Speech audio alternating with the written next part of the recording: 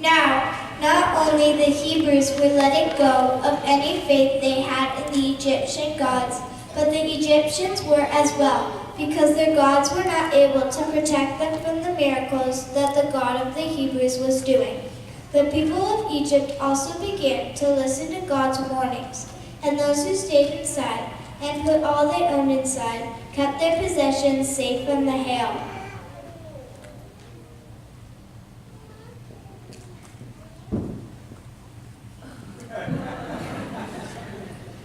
But Pharaoh still would not let the people go. So God sent the eighth plague, locusts.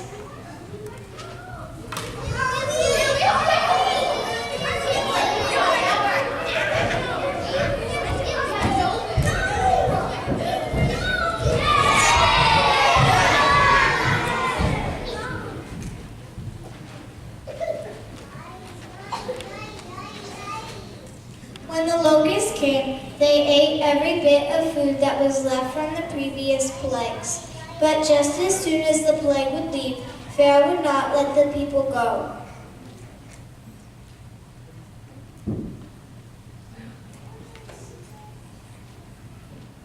So God sent the ninth plague, darkness.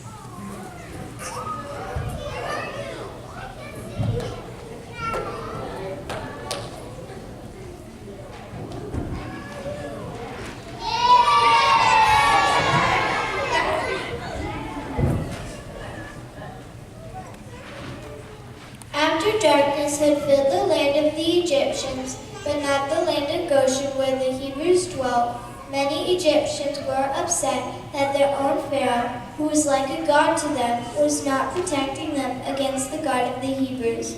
And Moses went to Pharaoh one last time and said, "The Lord says to let my people go, that they may worship me." "No, you may not go. Who will do all the work that has to be done?"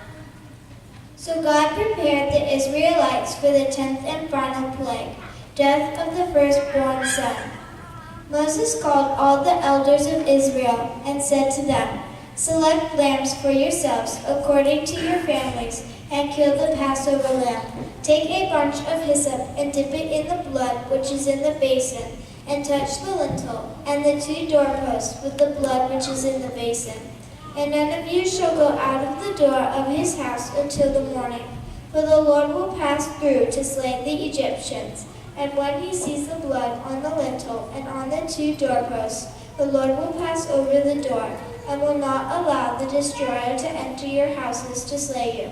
You shall observe this rite as an ordinance for you and for your sons forever. And when you come to the land which the Lord will give you, as he has promised, you shall keep this service. And when your children say to you, 'What do you mean by this service?' you shall say, 'It is the sacrifice for the Passover lamb. For he passed over the houses of the people of Israel in the Egypt, when he slew the Egyptians but spared our houses.' And the people bowed their heads and worshipped. Then the people of Israel went and did so, as the Lord had commanded Moses, so they did. At midnight the Lord smote all the firstborn in the land of Egypt, and there was a great cry in Egypt, for there was not a house that was left unprotected, where one was not dead.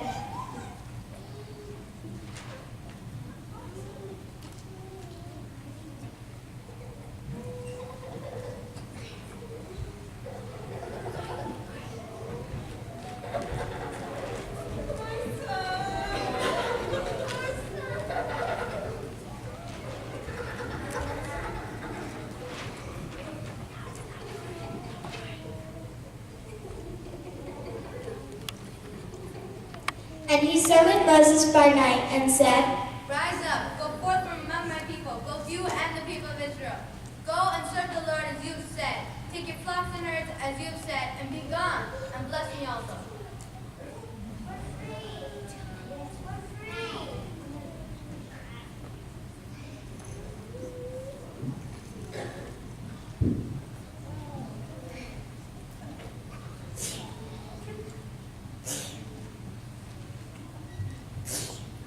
And the Lord went before them by day in a pillar of fire of cloud to lead them along the way, and by night in a pillar of fire to give them light, that they might travel by day and by night. The pillar of cloud by day and the pillar of fire by night did not depart from before the people. God led the people round by way of the wilderness toward the Red Sea. And the people of Israel went up out of the land of Egypt equipped for battle. And Moses took the bones of Joseph with him, for Joseph had solemnly sworn to the people of Israel, saying, God will visit you, then you must carry my bones with you from here.